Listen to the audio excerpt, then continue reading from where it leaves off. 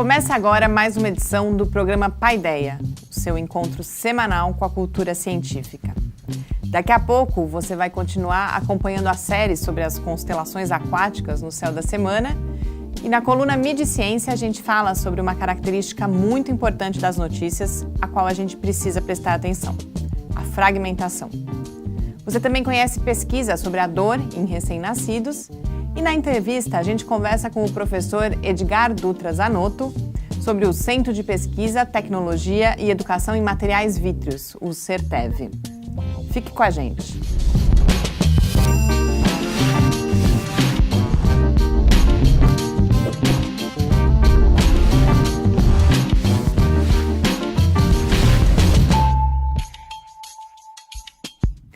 Olá, a gente começa agora mais um encontro semanal com a cultura científica aqui no Paideia. O programa Paideia é uma realização do Laboratório Aberto de Interatividade para a Disseminação do Conhecimento Científico e Tecnológico, o LAB da UFSCar, em parceria com o CDMF, o Centro de Desenvolvimento de Materiais Funcionais. Hoje a gente está com o estúdio cheio, já estão aqui comigo Adilson, Gustavo, muito boa noite. Boa noite, Mariana, boa noite, Gustavo, boa noite a todos. Boa noite, Mariana, professor Adilson, aos ouvintes, aos espectadores do Paideia. Vamos lá para mais uma edição. E a gente começa já vendo o que observar no céu dessa semana.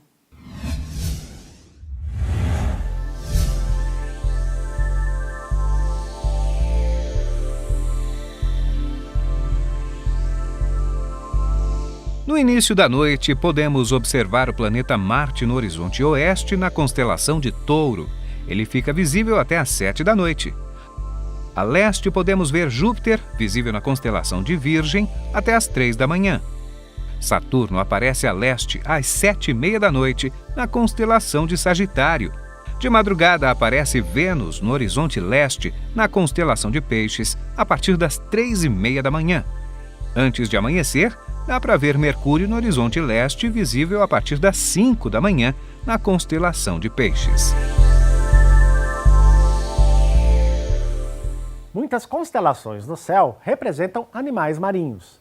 Além dos conhecidos peixes, encontramos também outros exemplares de fauna aquática retratados nas estrelas.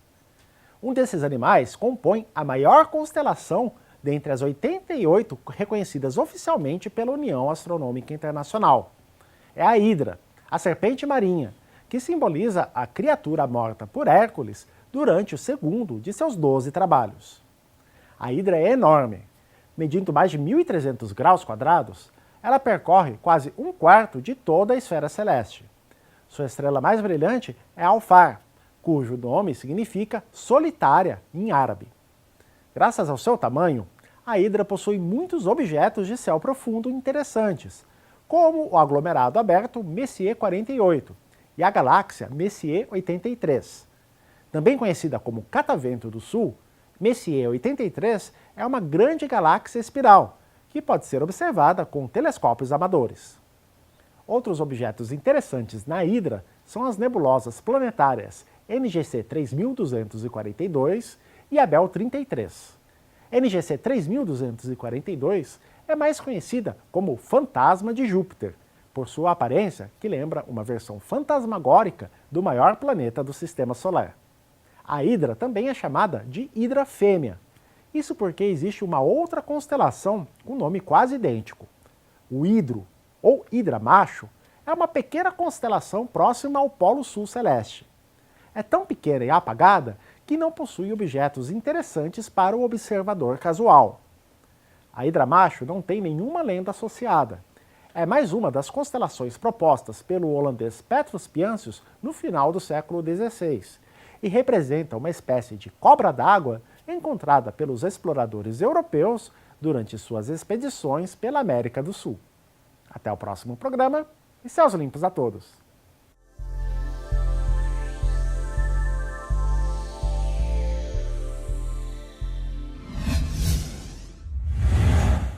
Estamos de volta aqui no Paideia. Gustavo, no começo do programa eu brinquei que a gente ia falar das constelações aquáticas, já faz, acho que desde que a gente retomou o Paideia, que o Céu da Semana está nessa série com as constelações que de alguma forma se relacionam à água ou aos animais que vivem na água. Por que você escolheu falar desse assunto? Pois é, a gente já está com 7 anos, né, de Céu da Semana em vídeo e, né, apesar de todo esse volume aí de episódios que a gente fez, mais de 300, algumas constelações ainda não foram abordadas, né, que são constelações que não são tão espetaculares, proeminentes, então a gente está dando uma atenção especial. E quando a gente começou a fazer os roteiros para essas constelações, a gente percebeu que tinha, né, realmente um grande número de constelações cuja mitologia está relacionada à água. E isso tem a ver com a época do ano que elas eram visíveis lá no hemisfério norte, que é onde surgiu toda a história das constelações que a gente usa hoje, que era a época das chuvas, né, do outono, do inverno para eles. Então, em particular, a Hidra ela é bastante curiosa, né, porque ela é uma constelação muito longa, né, no céu, ela ocupa quase 1/4 de toda a esfera celeste. E aí, como resultado, a gente encontra muitas coisas interessantes nela. Ainda tem mais alguns objetos que são relacionados a água, algumas constelações, né? Então tem muita coisa relacionada à água no céu que a gente, né, às vezes não sabe que está lá. Eu achei bastante interessante esse tema, Gustavo, apresentado essa semana, porque essa constelação de Hidra, né, como foi mostrado no vídeo, ela apresenta vários objetos diferentes, né? Estamos falando de aglomerados estelares, estamos falando de galáxias, nebulosas planetárias. Então, numa parte do céu, né, para ela ser bastante abrangente, a gente consegue ver vários desses objetos que muitas vezes as pessoas até confundem, né? Quem são esses objetos, o que de fato eles representam. Pois é, a astronomia é cheia de nomes que acabam dando uma ideia errada, né, do que são, mas isso é por causa, né, da natureza dela, que as pessoas vão descobrindo os objetos e davam nome pela aparência e depois se descobria, né, a verdadeira causa, né, daquele fenômeno. E as nebulosas planetárias, né, como é o caso aí da que a gente tem, uma bem conhecida, que é o fantasma de Júpiter lá na Hidra, é um exemplo clássico, né, desse tipo de nomenclatura que é meio que engana a gente, né? Então, o nome nebulosa planetária era por causa da aparência, né, que o objeto tinha nos telescópios do século XVIII, né? Então, quando você olhava esse objeto, você via uma manchinha um pouco arredondada, né? Você sabia que não era um planeta, porque os planetas já são conhecidos, né? Mas a aparência, né, remetia a uma coisa com aspecto planetário. Em particular, esse é clássico, né, que é o fantasma de Júpiter, né? Então, é uma coisa que parece o planeta Júpiter, assim, pela aparência, mas é meio nebuloso, né? Uma coisa meio difusa, assim, então ficou com esse apelido, né? E aí, depois que foi, né, entendida realmente a natureza das nebulosas planetárias, é o estágio final da evolução de uma estrela do tipo solar, né, uma estrela com uma massa parecida com a do Sol. Então, na verdade, quando a gente está olhando uma nebulosa planetária, a gente tem muitas, né, conhecidas aí no céu, né, a gente está vendo, na verdade, o nosso futuro, né, o futuro do sistema solar. Uma hora, daqui a uns 4 bilhões de anos mais ou menos, o Sol, né, vai inchar, vai perder aí as camadas externas e vai formar uma belíssima nebulosa planetária, mas para outros espectadores, né? Então... Com certeza nós não estaremos aí.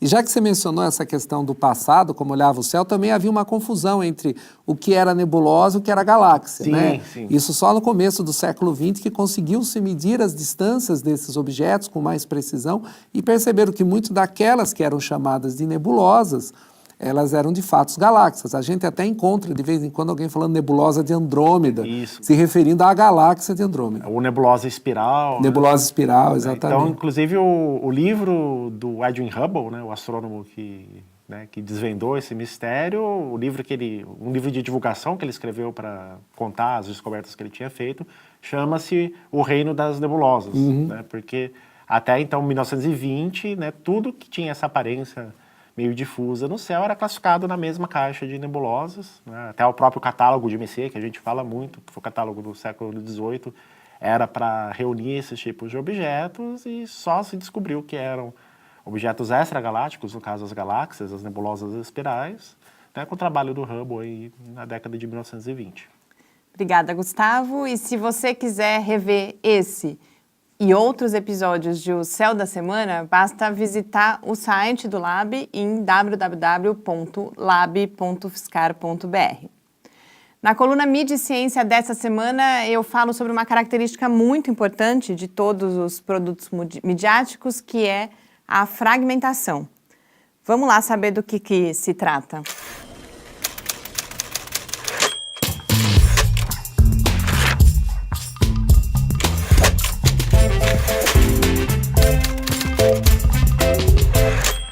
começo essa edição do Mídia e Ciência fazendo uma pergunta para vocês. Alguém mais viu e sentiu um frio na barriga quando leu a seguinte manchete de O Globo?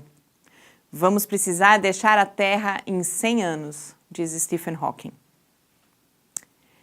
Pois é, transcrita dessa forma, a afirmação parece uma sentença definitiva de que os filhos dos meus sobrinhos, talvez os meus sobrinhos mesmos ou seus filhos, vão viver até o dia de dizer adeus ao nosso pálido e querido ponto azul. Mas aparentemente não foi exatamente assim que o Hawking expressou o seu pensamento em um novo documentário da BBC, que é o motivo da notícia. O físico alertava principalmente para a falta de cuidado que a gente tem tido com a nossa vida na Terra. Ele falava também da situação preocupante de vivemos um momento histórico em que a gente tem a tecnologia capaz de destruir o nosso planeta, mas não temos aquela tecnologia que nos permitiria escapar dele. Mas tem algumas coisas que a gente precisa saber para conseguir superar aquele arrepio inicial na espinha de quando lemos que o mundo ia acabar. A gente precisa saber que já faz um tempo que o Stephen Hawking vem falando sobre o mal que a gente está causando ao planeta e à humanidade, e sempre com frases de efeito relacionadas ao fim da Terra e à necessidade de colonizarmos outros planetas. Além disso, Stephen Hawking adora declarações polêmicas e frases de efeito. Mas não é só ele. Os jornais também adoram declarações polêmicas e frases de efeito, e eles também adoram amplificar ainda mais o impacto dessas declarações, selecionando para as manchetes pequenos fragmentos daquilo que já é um recorte da realidade. E é sobre isso que eu vou falar hoje: fragmentação e reconstrução da realidade. Vejamos um outro exemplo. No dia 7 de maio, a Folha de São Paulo publicou uma matéria sobre cuidados paliativos. Aparentemente, o texto fala sobre uma pesquisa realizada em 4 países: Estados Unidos, Japão, Itália e Brasil. Os resultados dessa pesquisa apontariam, como destaca o título da reportagem, que, no fim da vida, brasileiro prioriza prolongar dias a sentir menos dor. Mas quando a gente destrincha o texto, a gente vê que o estudo é só um gancho, uma desculpa para contar uma outra história e defender algumas hipóteses. Aqui não vai dar para eu detalhar por quê, e por isso eu convido vocês para lerem a versão escrita da coluna. Mas, em resumo, o jornal usa a pesquisa como um ponto de partida e cria em grande medida a sua própria história. A história de que o brasileiro, em vez de receber cuidados paliativos e morrer bem, prefere estender os seus últimos dias, porque a religiosidade e o baixo nível educacional o levariam a essa opção. A história da Folha também sugere que esses fatores estejam associados à má qualidade do atendimento em saúde no país. Na minha opinião, esse é um texto jornalístico mal executado, mas não é só nas reportagens mal resolvidas que a gente tem a fragmentação e a reconstrução da realidade. Elas são inerentes à prática jornalística, seja ela de boa ou de má qualidade. E por isso eu reitero que cabe a nós buscar outras fontes de informação, para a partir desse conjunto de fontes e da reflexão sobre elas, chegar às nossas próprias conclusões. Vejam as dicas dessas fontes lá na coluna. E tenham uma boa leitura e uma ótima semana.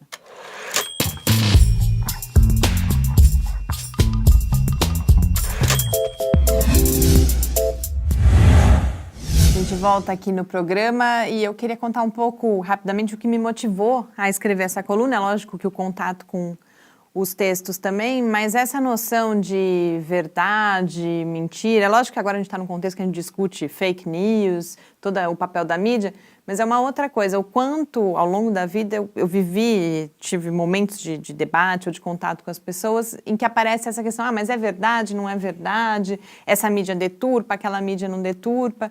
E o que eu tento passar na coluna é que qualquer narrativa, não só a midiática, mas particularmente a midiática que a gente está falando aqui, ela é um recorte. Ele pode ser mais ou menos bem feito, mais ou menos preocupado em se aproximar de uma neutralidade, ou neutralidade eu não gosto, mas de uma objetividade, de uma imparcialidade. E o importante é que a gente esteja atento e exercite, é como um exercício mesmo, né? Da gente perceber, bom, de que lugar vem essa narrativa, o que falta nela. Então, por exemplo, nessa questão dos cuidados paliativos, depois quando eu fui, além de, como eu disse, eu achei uma matéria bastante mal executada, mas quando eu fui pesquisar, o The Economist, ele solta um especial sobre esse assunto e com um editorial em que ele coloca isso num contexto de um movimento que ele vem fazendo de apoio à legalização do suicídio assistido. Então, tem todo um contexto aí que é importante para a gente saber, inclusive, por que essa pesquisa foi realizada.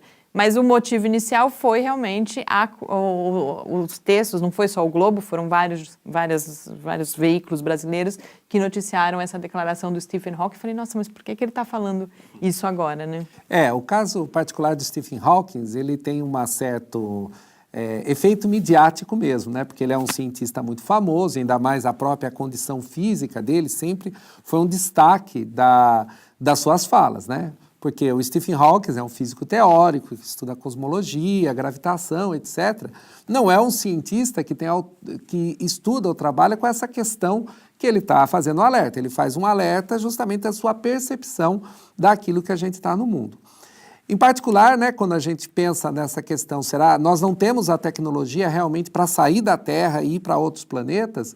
Isso realmente é uma coisa que, se a gente quiser fazer algum dia, tem que começar logo, porque isso é uma tecnologia que vai levar muito tempo a ser desenvolvida, porque os planetas do sistema solar não são muito difíceis de serem habitáveis, né? Mesmo Marte é um desafio, né? É um planeta que não tem condições diretas de se habitar, e fora isso, os planetas extrasolares são inalcançáveis pelas tecnologias habituais que a gente tem. Levaria centenas ou milhares de anos para a gente chegar até esses planetas. Então, há uma polêmica em todo esse repertório, essa situação, que nos coloca justamente como eu diria assim, um chamariz especial. É uma pessoa como Stephen Hawking falando, olha, se preocupe que em 100 anos não vamos ter mais a Terra. Eu acho que isso tem um impacto quando ele fala, eu acho que justamente pela figura que ele é, mas a coisa também tem que ser sempre um pouco relativizada, né? Eu acho que isso acaba acontecendo, como você mesmo diz na coluna, né? De você dar essa grandiosidade para essas coisas, né? É uma coisa interessante também, Mariana, você está falando de recorte, né? E isso é um recorte do recorte, né? Porque eles estão fazendo um comentário em cima de uma declaração dele numa série da BBC, né? Então vai Exato. saber o contexto em que ele comentou isso, que o editor da BBC, vamos colocar essa fala, né? Isso a gente viu muito já naquela série Alienígenas do Passado, né? Que é muito popular, que às vezes eles entrevistam astrônomos, cientistas, né? Sobre um tema muito mais amplo, e aí eles vão lá e recortam a declaração do cientista para dar, né, um pouco de veracidade àquilo que eles estão falando, aquelas coisas absurdas. Que aí é uma outra coisa também, que é aquilo que eu estava falando. Eu falei, não tem diferença entre a boa e a má, o bom e o má jornalismo, ambos fazem recortes. Mas aí o que você traz é isso. Muitas vezes, e particularmente na ciência a gente vê isso acontecer, de má fé você pegar a declaração do especialista para tornar científico ou dar a legitimidade que a ciência tem a algo que não necessariamente é científico. E você faz esse recorte, acho que tem dois movimentos. Um é você sempre procurar, é muito comum, eu trabalho com assessoria também, eles querem um especialista para confirmar aquela hipótese que eles estão fazendo uma matéria. Eu sempre dou o exemplo o limão que cura alguma coisa, eles ligam pra gente, eu quero o especialista que fale que o limão faz isso, então não importa se isso é verdade ou não. Isso é uma coisa. A outra é também, o pesquisador falou uma coisa e você recorta para dar um sentido que não é aquele que o pesquisador quis dar, né? E sempre, ainda mais nesse caso, é a pessoa que está falando que dá o peso, né? Então, a gente também costuma encostar as famosas frases, Einstein disse tal coisa, né? Outro cientista falou. Então, é o tal do argumento da autoridade, né? Para a maioria das pessoas, o Stephen Hawking é o maior gênio do mundo, é o sucessor do Einstein, etc. Né? Ele tem essa imagem, né? As pessoas colocam Newton, Einstein e Hawking, né?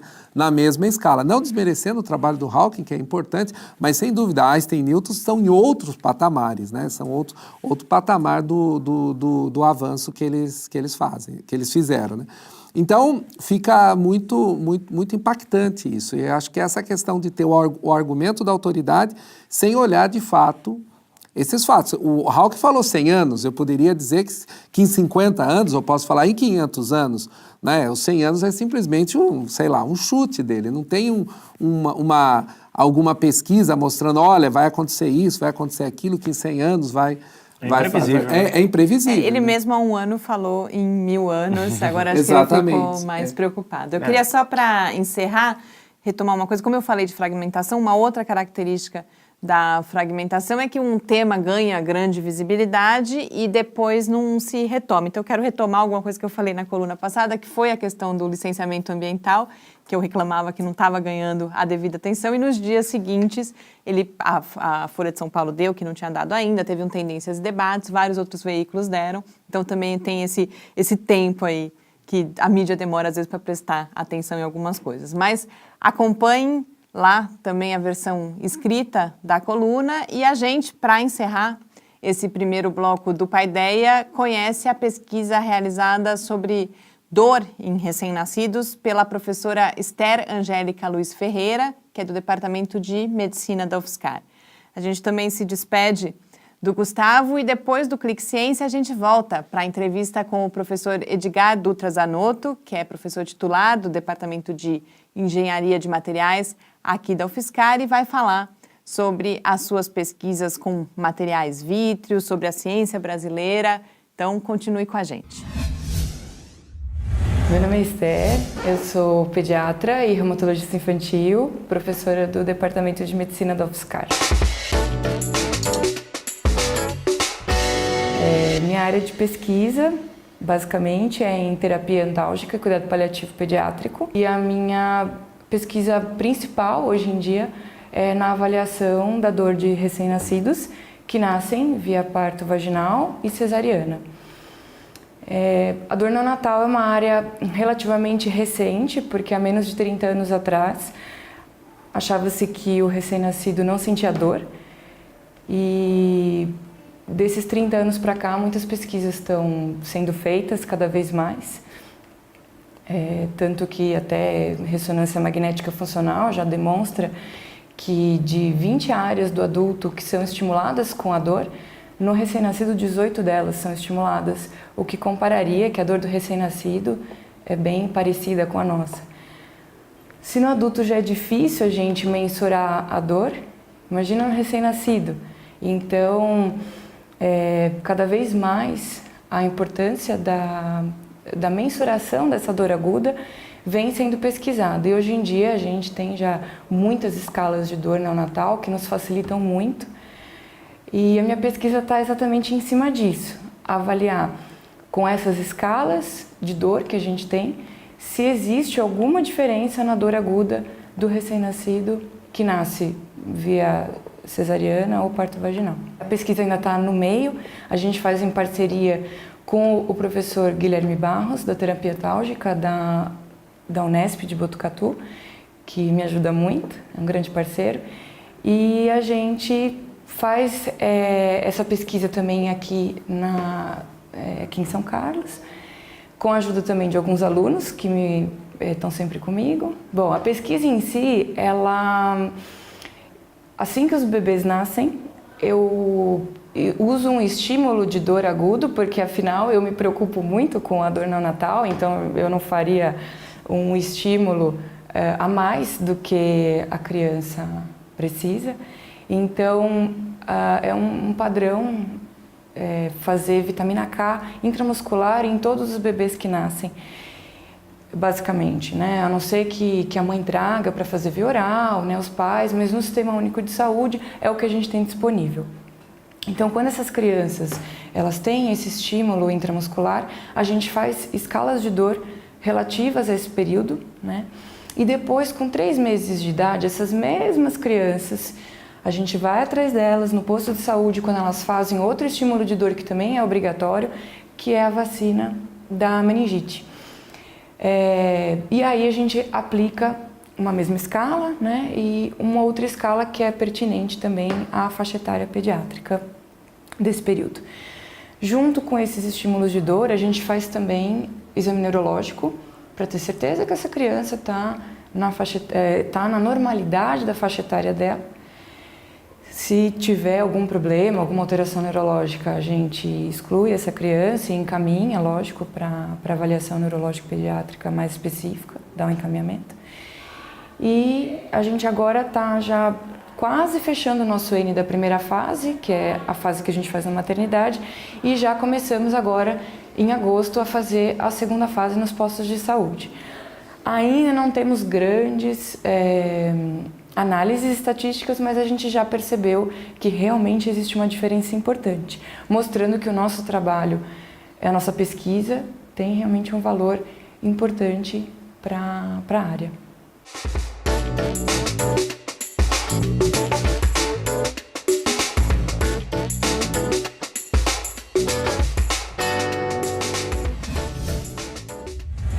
Estamos de volta aqui no Paideia, já com a presença do professor Edgar Dutra Zanotto. Professor Zanotto é professor titular do Departamento de Engenharia de Materiais aqui da UFSCar, é o diretor do Centro de Pesquisa, Tecnologia e Educação em Materiais Vítreos, o CERTEV, que é um dos CEPIDs da FAPESP, e em março foi anunciado como presidente do Conselho Científico do Instituto Serra Pilheira, o primeiro financiador totalmente privado da ciência brasileira.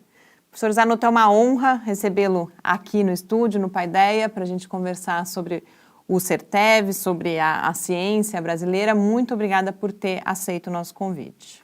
Bom dia, Mariana, professora Dilson. Eu tenho a enorme honra e prazer, sempre que sou convidado, eu venho com prazer. Isso, para mim, é parte da profissão e, como nós vamos falar daqui a pouco, a divulgação científica é algo muito importante e que o Brasil é carente. Então, é um prazer para mim.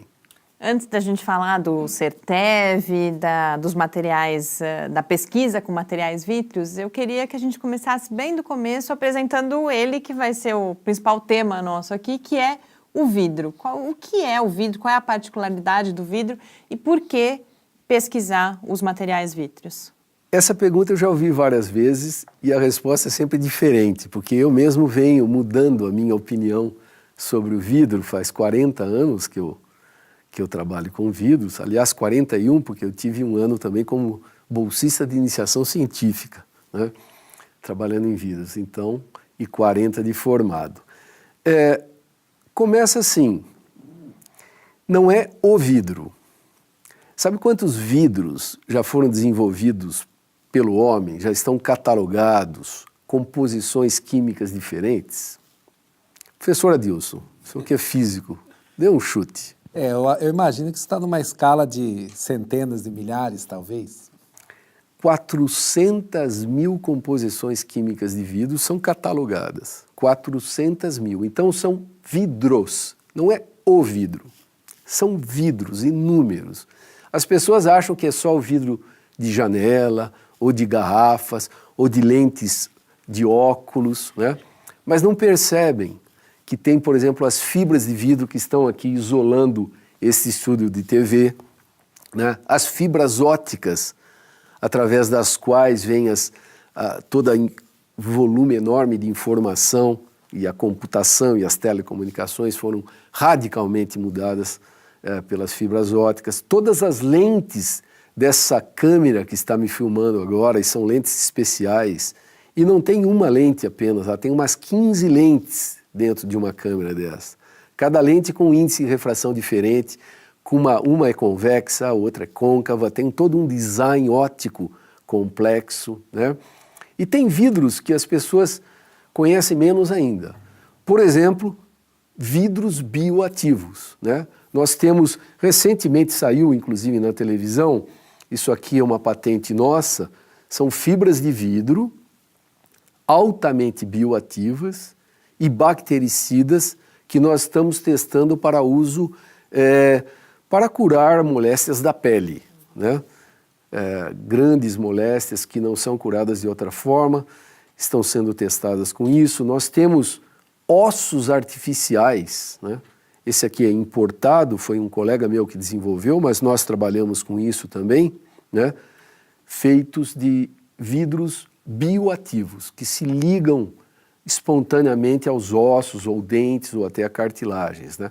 Temos também, então, como eu já havia dito, as fibras ópticas que transmitem luz e informação em distâncias de quilômetros a cabos suboceânicos desse aqui. Muitos cabos, né? Nós temos, por exemplo, mármores e granitos artificiais, né? O mármore e o granito e outras pedras estão terminando, estão ficando caríssimas. Nós podemos fazer da cor que quisermos, com a textura que quisermos, usando inclusive vidros reciclados, né? E falando em reciclado, o vidro é um dos materiais mais recicláveis que existem. Você pode usar, refundir e formar peças diferentes forever, continuamente. Eles não se degradam.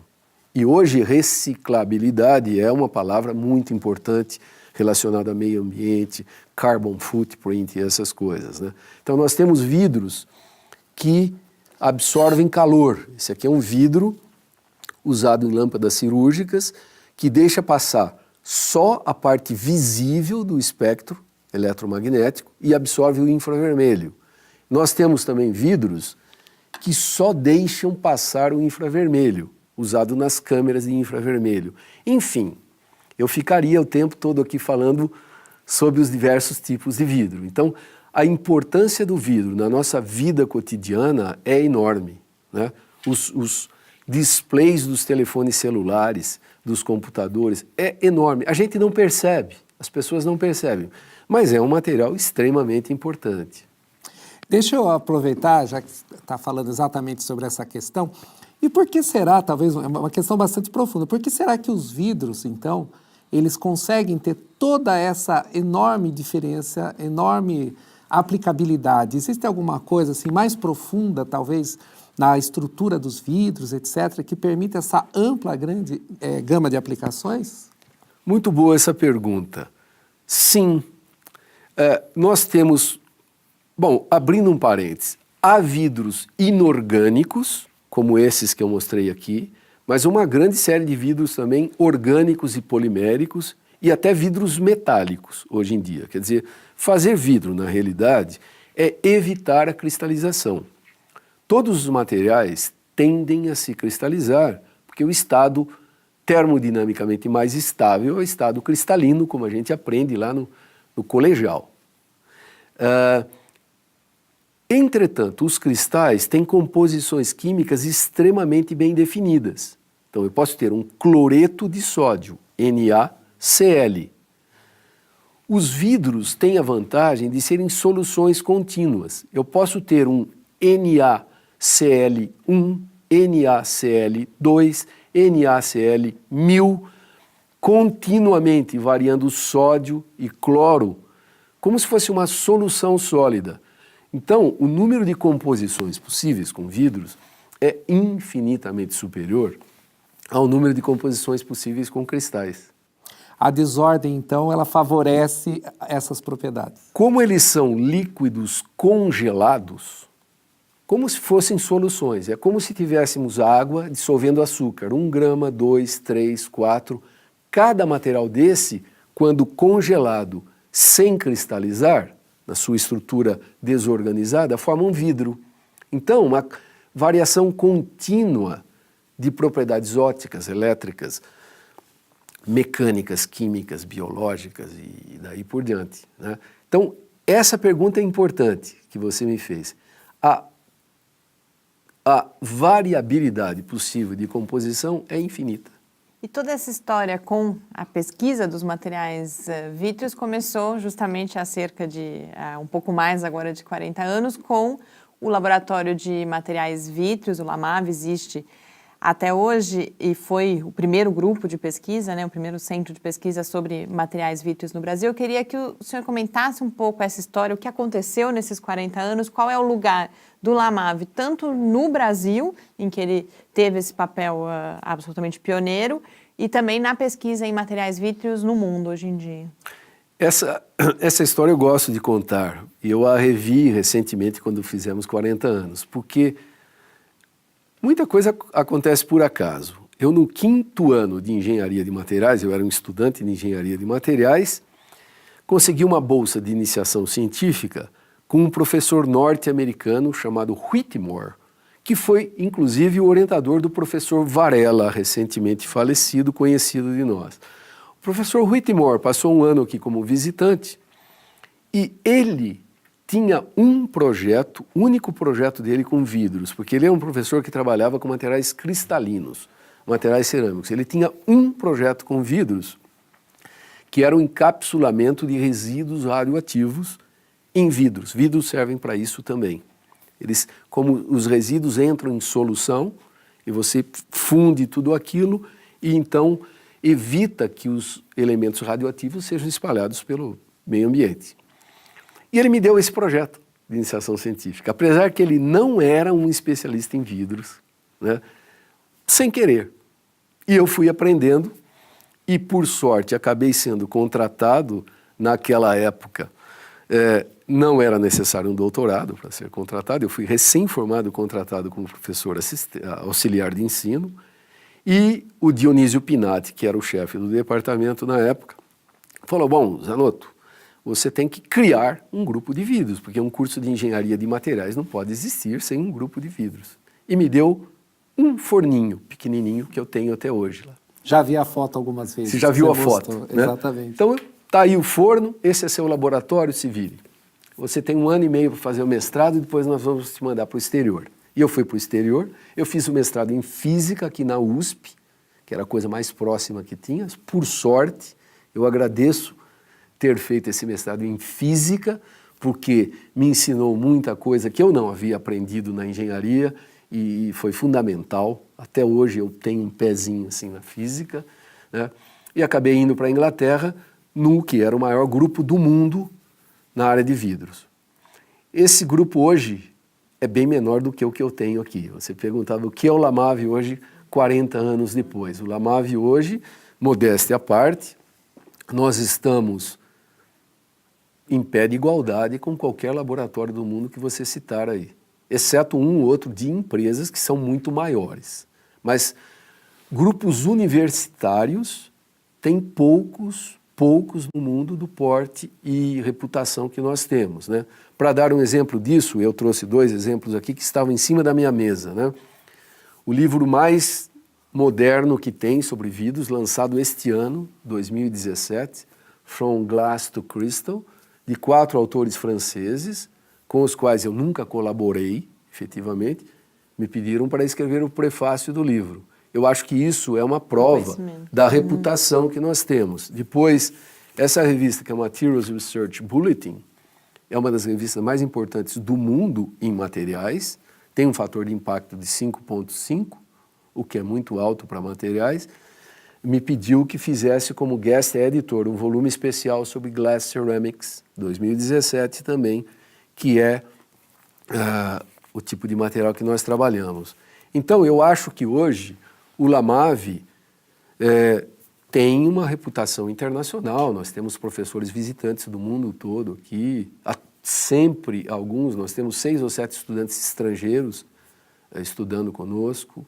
Nós, em 40 anos, conseguimos realmente atingir um patamar bem razoável. E nessa trajetória, o que significou em 2013 a criação, né, a aprovação para financiamento pela FAPESP do CERTEV, que é, para quem começa a nos ouvir agora, é o Centro de Pesquisa, Tecnologia e Educação em Materiais Vítreos. E o que significou e em que momento ele vive hoje? Porque os CEPIDs, eles têm previsão de financiamento por 11 anos, com uma avaliação e uma renovação que acontece agora no próximo ano. Então, até onde o CERTEV veio e quais são os principais desafios que ele tem que enfrentar aí para esses próximos anos?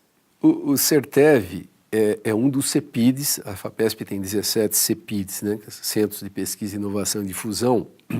Eu trabalhava na diretoria científica da FAPESP na gestão do professor Pérez, entre 1995 e 2005. Fiquei 10 anos lá como um dos coordenadores adjuntos da diretoria científica, e nós lançamos os primeiros CEPIDs naquela época, por volta do ano 2000, por aí, né?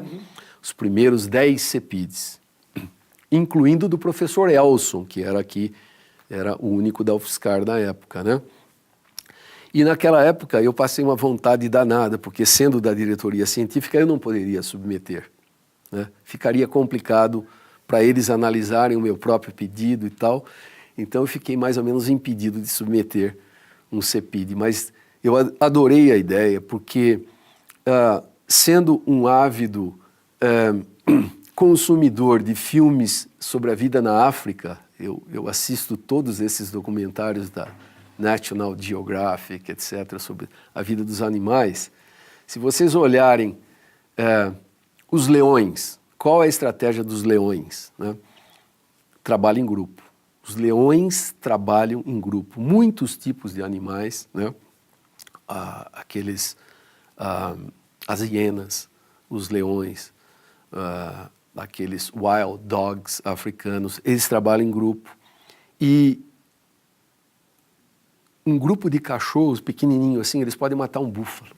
Eles conseguem com a estratégia, né? E eu sempre pensando nisso, estratégia. Bom, quando eu saí da diretoria científica da FAPESP, que houve a segunda chamada do CEPIDS, então nós estamos na segunda chamada, falei, agora é a oportunidade. E descobri que na cidade de São Carlos tinha uns 15 pesquisadores trabalhando de alguma forma com materiais vítreos. Alguns na física aqui da UFSCar, alguns na física da USP, alguns na engenharia da USP e o nosso grupo aqui na engenharia de materiais. Então eu convidei essas pessoas e não por bairrismo, foi apenas para facilitar a interação. Todo mundo em São Carlos, 2, 3 quilômetros de distância, vamos bolar um projeto em materiais vítreos e aí a gente passa de um grupinho pequeno de 2 ou 3 professores do DEMA para 14 ou 15. E foi isso, né? Então foi o uso dessa oportunidade e uma vontade antiga. E o que aconteceu nesses primeiros 5 anos e quais são os desafios que o senhor vê aí para os próximos? Nós estamos agora redigindo o 4º relatório, passaram-se 4 anos, né? Tem mais um ainda, depois nós vamos ser avaliados. E o professor Adilson, que faz parte de um CEPID também, deve estar ciente, parece que vai ser uma competição bastante complexa, né? São boatos, né? Mas a gente já percebe que esses boatos têm um certo fundo de verdade, então nós estamos preparando 2 relatórios bastante extensos, bastante detalhados, com todas as descobertas principais que fizemos nos 4 anos e a evolução, o que éramos 4 anos atrás, o que somos hoje nessa área do nosso CEPID. Então isso nós estamos montando ainda, mas eu posso te adiantar que até eu fiquei surpreso, né, que sou o coordenador, com o número de descobertas relevantes que nós fizemos. O grupo, né? Então nós somos 14 professores. O efeito sinergético foi muito importante nesses projetos. Foi muito importante, foi muito importante. Eu devo também dizer que a sorte faz parte, né? Vou abrir um parêntises aqui. Tem sorte quem trabalha, né? Exatamente. Como dizia aquele grande golfista, o Tiger Woods, né? Uma repórter chegou no Tiger, Tiger, como foi? Você bate a bola, ela cai, você bate de 300 metros, ela cai no buraco, você não olha e cai. De onde vem essa sorte? Ele falou, puxa, sabe, quanto mais eu treino, mais sorte eu tenho. Né? Então é isso, a gente treina muito e vem a sorte. Então a sorte que eu tive foi a vinda do professor Helmut Eckert, que é um alemão fantástico, conhecido mundialmente, e ele veio para a USP de São Carlos e trabalha com vidros. Então é o vice-coordenador do nosso CEPID e tem sido fundamental. Então uma liderança muito importante. E nós temos outros professores experientes, nós temos o professor Pedro Rino daqui, o professor Pisani daqui, né? E outros, eu não vou citar os 14, mas temos uns jovens. Então o nosso CEPID são alguns professores sênior, mais ou menos 5 ou 6, bastante sênior, e uns jovens que têm toda a energia, etc. Não têm a experiência que nós temos, mas têm bastante energia e coragem de tocar projetos mais desafiadores.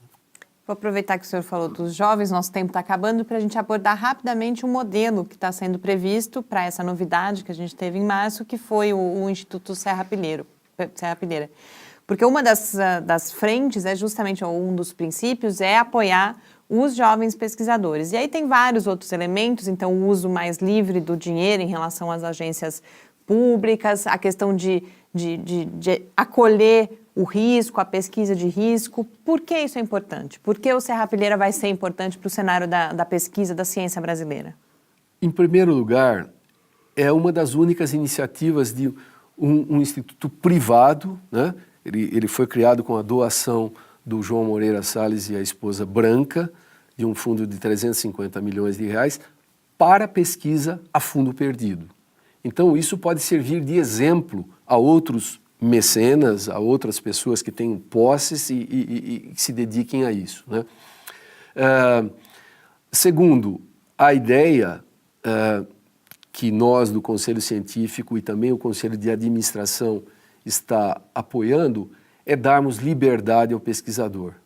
É conhecido, e eu estava lendo o jornal da SBPC aqui enquanto esperava vocês, que o pesquisador gasta de 25% a 30% do seu tempo com administração, né? Tentando cumprir as exigências das agências de fomento públicas, né? Que tem Tribunal de Contas, eu não preciso explicar aqui a confusão que é. Então, comprar um microscópio eletrônico, um tijolo é a mesma coisa. Né? Ou uma pessoa com 40 anos de experiência não pode escolher o seu próprio bolsista de iniciação científica. Tem que escrever um projeto, tem que mandar de novo o currículo. Nós, no Serrapilheira, pretendemos, o edital ainda não saiu, né?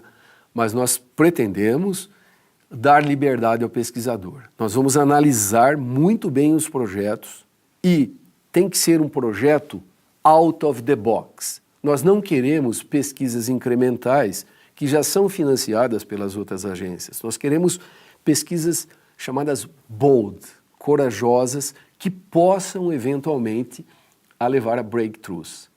Bom, vai ser a análise em inglês, os projetos serão submetidos em inglês, utilizaremos reviewers do exterior para evitar conflitos de interesse, mas uma vez aprovado, esse é o grant que o pesquisador recebe e ele pode usar dentro de uma certa ética, etc., de certos limites, como quiser. Se quiser, por exemplo, contratar um pesquisador pós-doc, pode contratar e não precisa nem dizer quem é, nem mandar o currículo. Nós acreditamos nele. Porque nós selecionamos o projeto dele, analisamos o currículo, então nós temos confiança. Contrate o pós-doc, se esse pós-doc não estiver trabalhando bem, fire him, contrate 3 alunos de IC, enfim, quer importar, importa, quer comprar no Brasil, compre, faça o que for necessário, precisa de recursos para ir a um congresso, vá ao congresso, quer mandar o seu aluno ao congresso, mande, enfim. Liberdade é o que não tem atualmente, por vários motivos que nós não temos tempo de discutir aqui. Liberdade, projetos inovadores que eventualmente não vão levar a uma publicação tão cedo, coisa que nós temos que fazer com as agências de fomento atuais. Você tem que produzir, publicar. Não, nós vamos ser pacientes. Eventualmente eles vão ter que publicar, etc. Mas nós seremos mais pacientes, né? Outra, daremos o apoio administrativo. Eles não vão gastar tempo com a administração, com a prestação de contas. Nós estamos ainda estudando maneiras de auxiliar o pesquisador na parte administrativa e na prestação de contas. Vou precisar interromper, a gente tem 2 minutos, eu não queria terminar, queria já agradecer mais uma vez, me despedir, não queria terminar com o senhor fazendo um convite que me disse que gostaria de fazer, porque hoje, no dia que o programa vai ao ar, acontece algo importante nessa área de divulgação do conhecimento em materiais vítreos aqui em São Carlos, né? Pois é, você vê o que eu disse 3 vezes sobre a sorte, as coincidências, etc., que acompanharam minha vida. Hoje nós teremos o Pint of Science. O Pint of Science é um movimento mundial nascido na Inglaterra para divulgação científica. Nós não tivemos tempo de falar sobre divulgação científica, mas isso é muito importante. Então, em vários restaurantes e bares de muitas cidades do mundo, né, hoje e amanhã, nós teremos pessoas falando sobre vários assuntos interessantíssimos sobre a ciência, incluindo, por coincidência e por sorte, vidros. 6.000 anos de história de vidro. Nós estaremos lá conversando no West Brothers às 7h30 da noite, daqui a pouquinho, lá no West Brothers. Obrigado. Obrigada a você, professor. Obrigada, Dilson. Vão, então, quem é de São Carlos para o West Brothers daqui a pouco. E o Paideia fica por aqui, mas a gente volta na próxima terça-feira, às 6 da tarde. Acompanhe o Lab no Facebook, no Twitter e falem com a gente pelo e-mail cliqueciência@ufscar.br. Muito boa noite.